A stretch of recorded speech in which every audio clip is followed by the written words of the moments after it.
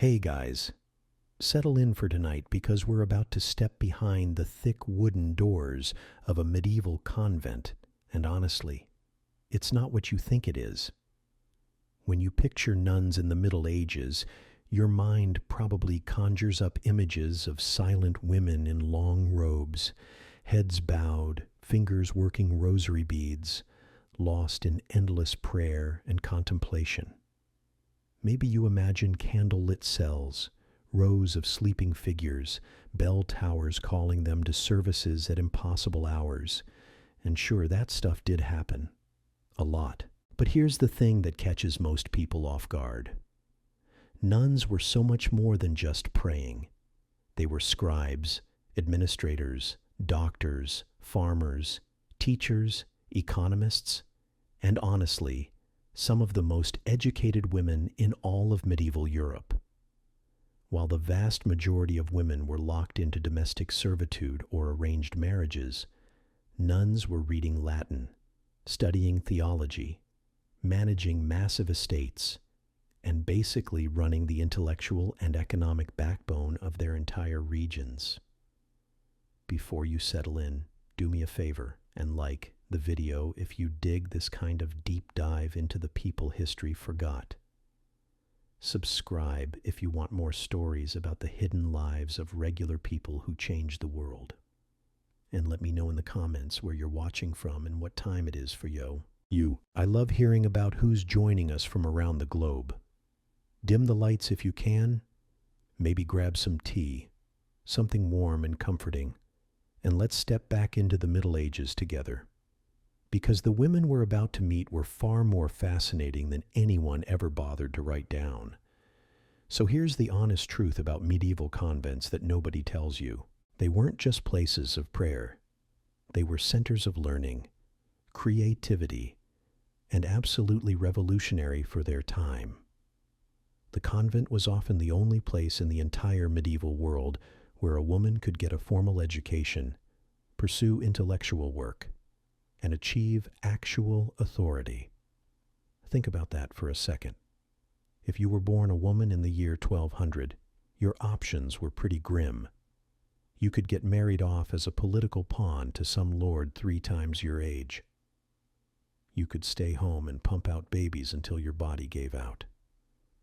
You could be sold into servitude or forced into domestic drudgery with no hope of anything better.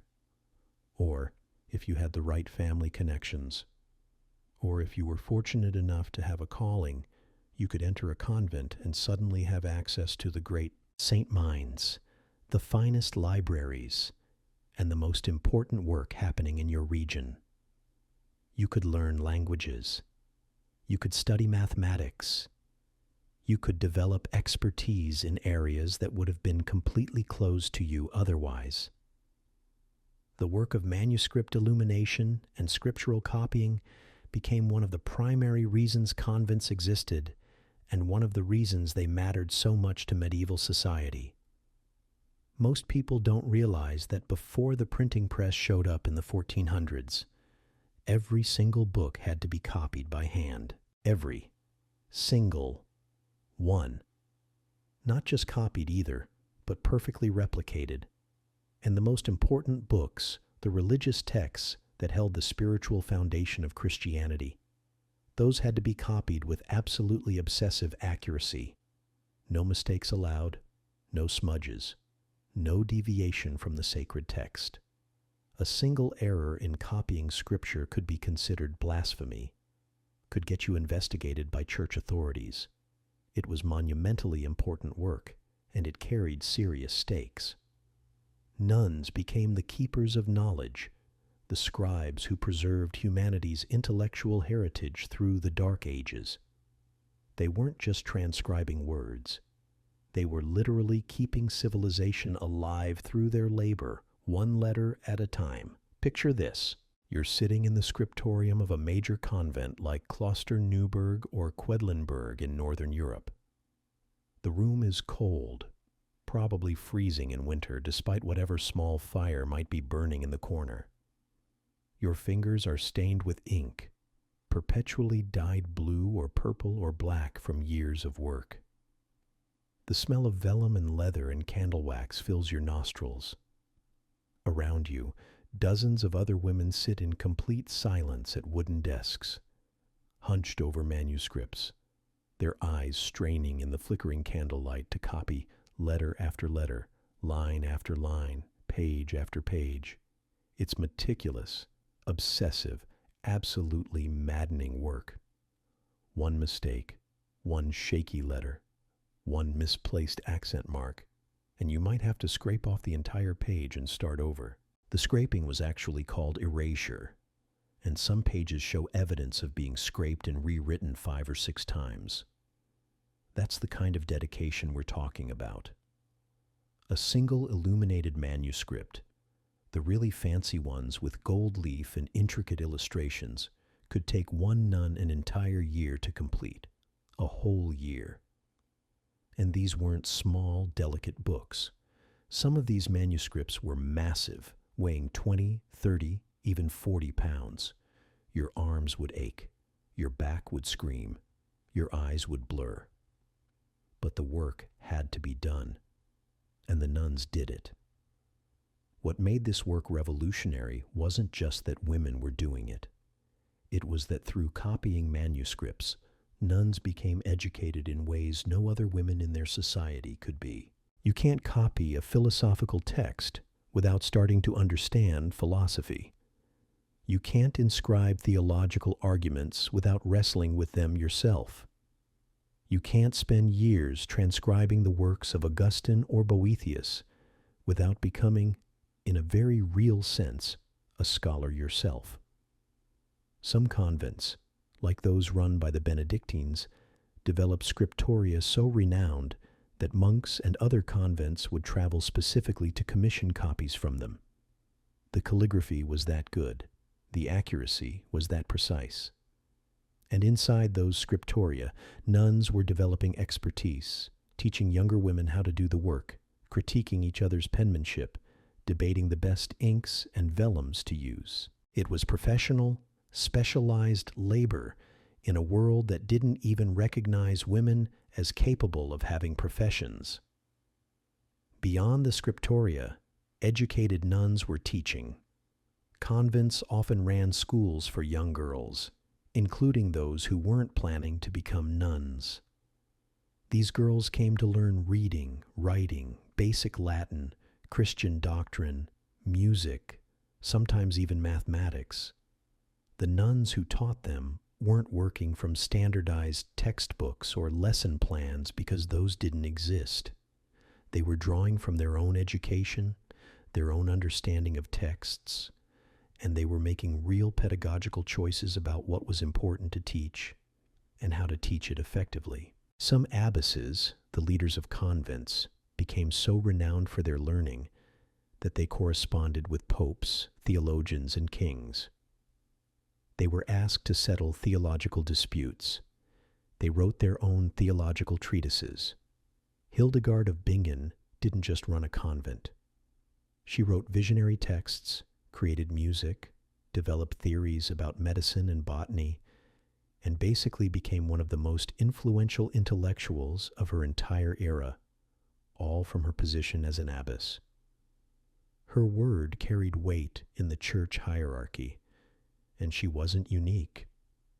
She was just the one who got remembered. Behind the walls of convents across Europe, hundreds of other educated women were doing scholarship, creating knowledge, and contributing to the intellectual life of Christendom in ways that nobody bothered to document in the official histories. But the intellectual work of nuns was just one piece of what they actually did all day. Running a convent was, fundamentally, a massive business operation, and the abbess and her staff of administrators were basically medieval CEOs. These women were managing estates, negotiating land deals, handling financial records, mediating disputes, and wielding institutional power that would have been absolutely unthinkable for women outside the convent walls. A large convent could control thousands of acres of land. They owned forests, mills, vineyards, farms, fish ponds. They had tenants working the land, paying them taxes and tithes. They had revenue streams that would make modern business owners jealous. The abbess of a major convent wasn't just a spiritual leader. She was a feudal lord in her own right, with economic power, legal authority, and direct access to the highest levels of church hierarchy. Think about a woman in the year 1300 trying to wield any kind of power outside of a convent. It was basically impossible.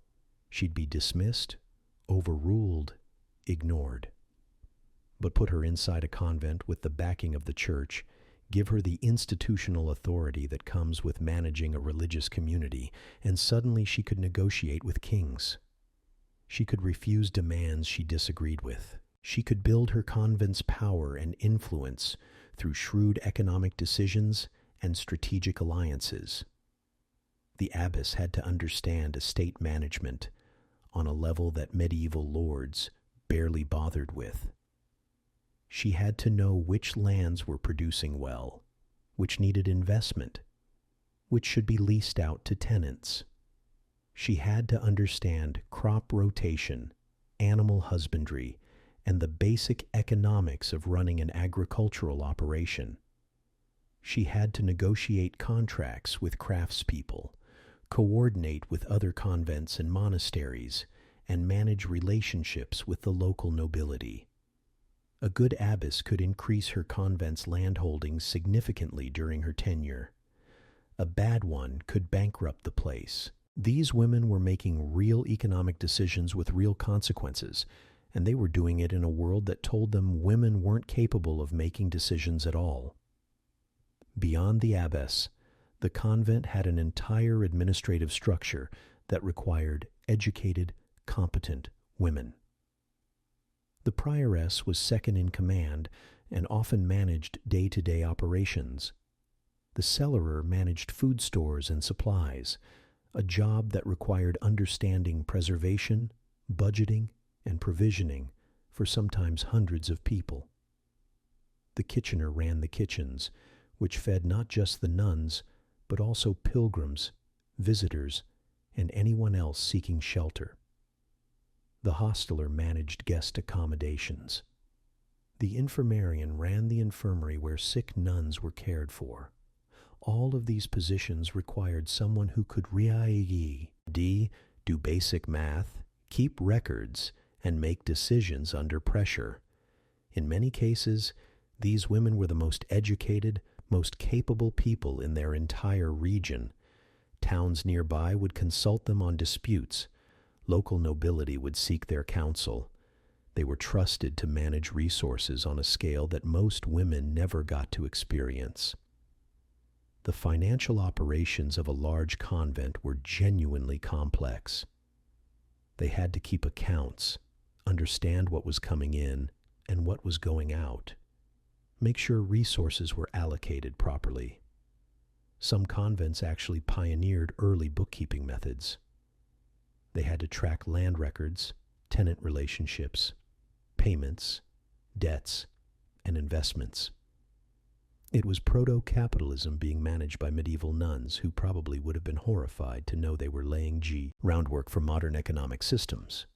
But that's what was happening. These women were doing work that we now recognize as critical administrative and financial management. And they were doing it centuries before women were allowed into any kind of formal business role outside the church.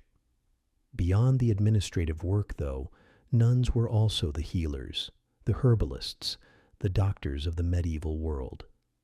And this is where things get really interesting. The convent infirmary wasn't just a place where sick nuns went to recover.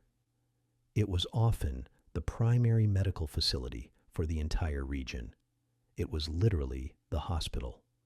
Local people would show up at the convent gates, sick, injured, desperate. They'd bring their children running high fevers. They'd carry elderly relatives who couldn't walk. They'd arrive in the middle of the night with wounds that wouldn't stop bleeding. And the nuns would treat them.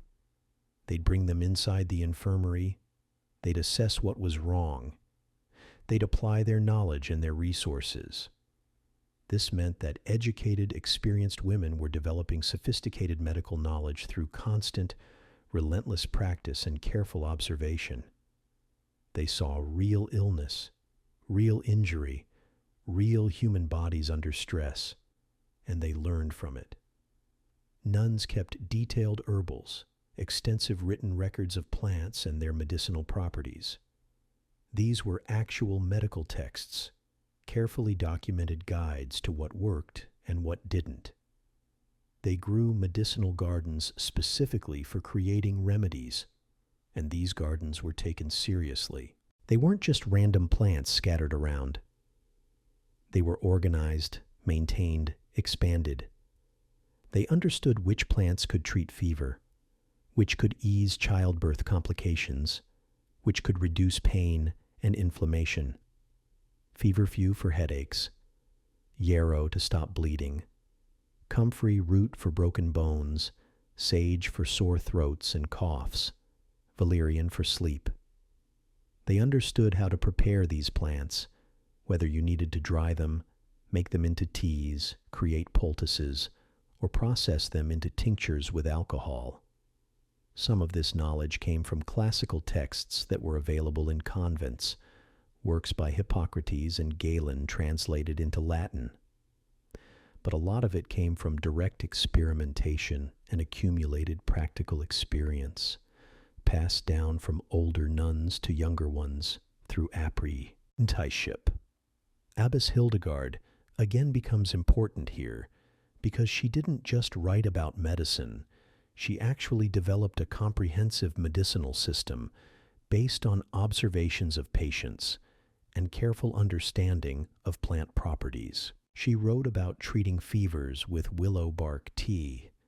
She understood antiseptic principles before germ theory existed. She had theories about nutrition and health that were genuinely sophisticated for her time. And she was educating other women in these practices. The infirmary work meant that nuns were constantly observing human bodies, understanding illness, tracking which treatments worked and which didn't. They were essentially doing early empirical medicine in an era when medicine was mostly theoretical nonsense and prayer. They couldn't operate. They didn't have antibiotics or anesthesia. But within those constraints, they were applying logic and observation to figure out what actually helped people feel better. Childbirth was another critical area where nuns had knowledge and experience. Even though becoming a nun meant taking a vow of chastity and not having children themselves, many nuns attended births, helped deliver babies, and cared for women during the postpartum period. They understood pregnancy complications. They knew how to position a woman to facilitate delivery. They understood the danger signs that meant something was going wrong. This knowledge was passed from experienced women to younger ones through apprenticeship and constant practice. A community would trust the women from the local convent to help with a difficult birth far more than they'd trust a male physician, who would probably just bleed the woman or prescribe something useless. The practical medicine nuns practiced was, in many cases, far more effective than official medicine. They were the expert healers, the ones people actually sought out in crisis, and they were accumulating practical medical knowledge that was genuinely valuable. The pain management work was another crucial area. They developed tinctures with opium poppies. They understood which roots and barks had analgesic properties. They knew how to prepare poultices and compresses that could reduce inflammation. They couldn't cure most diseases, but they could reduce suffering, and that mattered. In a medieval world full of pain, nuns were offering relief through systematic, thoughtful application of their knowledge. But beyond all of this administrative work, intellectual work, and medical work, there was the basic daily labor that kept the convent actually functioning. Nuns worked. Not as a spiritual discipline, though that's certainly how it was framed, but because work was necessary for survival. The convent had to feed itself. It had to clothe itself.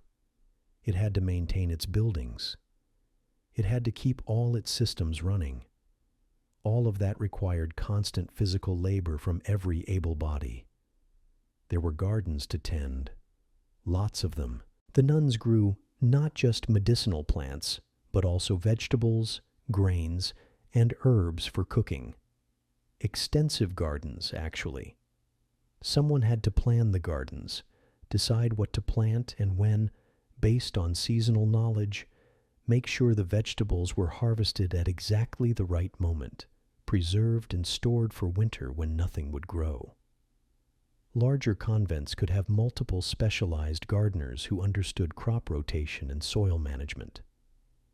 But smaller ones had all the nuns rotating through gardening duty, learning as they went.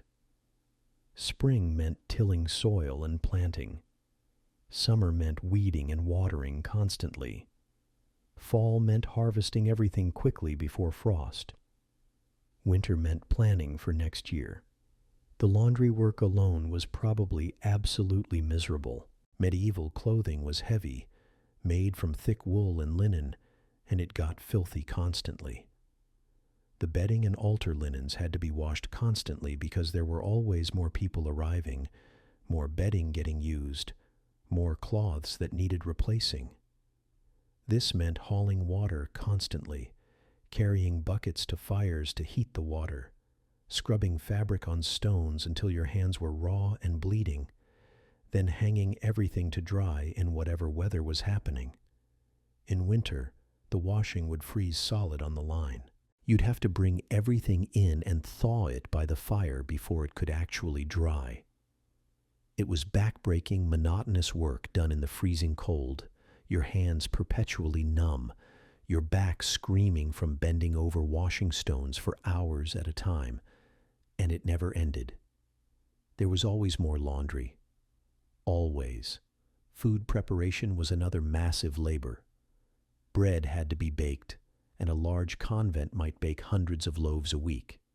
That required maintaining the ovens, preparing the dough, managing the baking schedule. There were soups and stews to prepare for meals. Fruits and vegetables had to be preserved for winter through pickling and salting. If the convent raised animals, there was butchering and meat preservation work. Dairy products had to be made. Cheese and butter production required consistent, skilled labor. The brewing of beer, which was a significant part of the medieval diet because water wasn't safe to drink, required nuns to understand fermentation and maintain equipment. The craft work done in convents was genuinely sophisticated and often created marketable goods. Many convents produced textiles that were famous throughout Europe for their quality and beauty. They had looms, multiple of them. They spun wool and linen thread themselves. They wove complicated geometric patterns and figurative designs. This textile work required serious skill, years of training, and a kind of artistic eye that you either developed or you didn't. Some nuns became renowned throughout their regions for their embroidery and decoration work. They created altar cloths and vestments, cloaks and ceremonial garments that were traded far and wide. Nobility would commission specific pieces. Other convents would order textiles from them. They understood dyes at a sophisticated level, knew how to create specific colors from different plants and minerals, could execute complex, detailed designs that required real artistic vision and technical skill. The candle making was another significant production. Candles were expensive, essential, and in constant demand. Tallow candles were made from rendered animal fat, which was greasy, smoky work. But some convents also made beeswax candles, which were far superior and much more valuable. Maintaining beehives, harvesting wax, preparing the candles for sale or use in the convent required specialized knowledge. Bookbinding and some convents handled this in-house. Once the nuns had copied manuscripts in the scriptorium, the books had to be bound. This required understanding leather, knowing how to work with vellum and pages, creating the covers and fasteners. It was skilled craft work that required apprenticeship and practice. The cooking work was genuinely complex and demanded real expertise. Medieval convents had surprisingly sophisticated kitchens for their time, with multiple hearths, specialized equipment, and organized systems for food preparation. The kitchen was run by the kitchener, usually an experienced nun who understood food preservation at a deep level, knew flavor combinations intuitively, and had to be able to feed a lot of people efficiently on limited resources. The kitchen had to supply breakfast, lunch, and dinner meals for anywhere from 50 to several hundred nuns, depending on the convent size. But it also had to provide hospitality meals for guests, pilgrims, and visitors. There might be special feast day meals to prepare with more elaborate dishes and rarer ingredients. The kitchener had to understand what was in storage at all times, plan menus strategically based on what was available and what was about to spoil, and ensure there was adequate food throughout the year. During winter, this was especially challenging and stressful. The convent had to survive on preserved foods, dried vegetables, salted meat, stored grains, and whatever root vegetables had been packed away in underground storage. A kitchener who was bad at planning could literally run a convent into actual hunger by late winter, when stores ran low and spring seemed impossibly far away. Nuns also did the maintenance work that keeps any community functioning. The buildings had to be kept in repair, roofs had to be maintained, walls needed to be checked and repaired. The heating systems, basic though they were, required constant attention. The water systems, whether wells or channeled streams, needed maintenance. Simple plumbing and drainage had to be understood and kept working. Especially in larger convents, there was significant skilled labor involved in maintaining the physical infrastructure. The spiritual work was also labor-intensive, though it was different from the physical labor. The hours of prayer and religious observance could stretch through half of a nun's day, especially in strict communities, but even that had a practical side. The singing of the offices required rehearsal and coordination. Liturgical planning required someone to organize which services would happen when, coordinate with available nuns, manage the musical components. The teaching of younger nuns in these liturgical practices required skilled pedagogy and musical knowledge. And finally, there was the constant writing and record keeping that religious communities required. Obituaries had to be recorded when someone died. Donations had to be documented. Land transfers had to be written down. Letters had to be composed to other convents, to local nobility, to church authorities. Someone had to maintain the convent's calendar and keep track of feast days and important dates. These administrative writing tasks required literacy and careful record-keeping. All of this work, from the intellectual scholarship to the physical labor, was happening every single day. Nuns would wake before dawn for the first prayer service of the day. Then they'd move into their various work duties. Maybe you'd spend the morning in the scriptorium, copying manuscripts, then the afternoon in the kitchen helping prepare meals, maybe evening hours in the garden or doing laundry. The schedule varied by season. Harvest time meant all hands on deck bringing in crops. Winter meant more time in heated spaces, possibly more time on indoor crafts and textile work. But the principle was constant. Medieval nuns were workers. They were engaged in productive labor that supported their community, contributed to the broader economy, and in many cases, created goods and services that were valued far beyond the convent walls. What's striking about the reality of medieval convent life is how it contradicts almost every stereotype we have about it.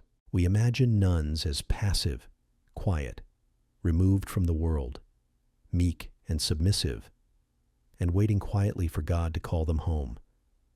In reality, they were active, engaged, and deeply embedded in their communities.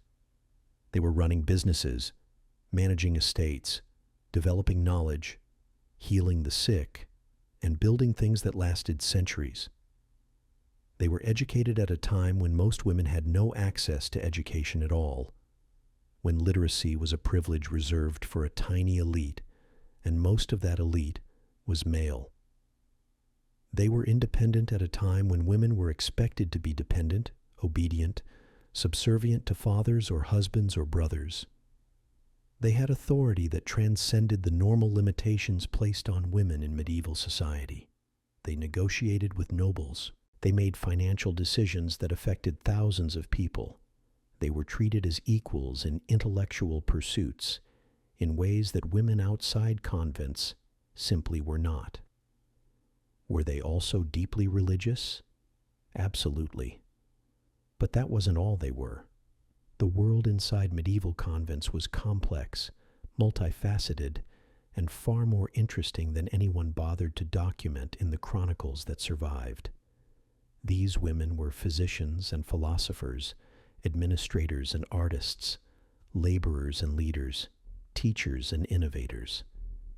They were full human beings living full lives, not just pious shadows waiting for the next prayer bell. The truth that history forgot to tell us is that medieval nuns weren't hiding from the world in quiet contemplation. They were building it, managing it, healing it, educating it, and creating knowledge that would survive for centuries. Behind those thick convent walls, women were doing extraordinary things, and the only reason we don't know about it is because nobody thought their work was important enough to write down. Male historians focused on male rulers and male clergy. Women's work was invisible, taken for granted, overlooked. But the stones of their buildings still stand. The manuscripts they copied are still read, still studied. The medical knowledge they developed still influences us. Their textiles survived in museums. Their influence rippled through generations. They left their mark on the world in ways they probably never imagined, and in that quiet, persistent way, they changed everything. Medieval nuns weren't passive. They were revolutionary.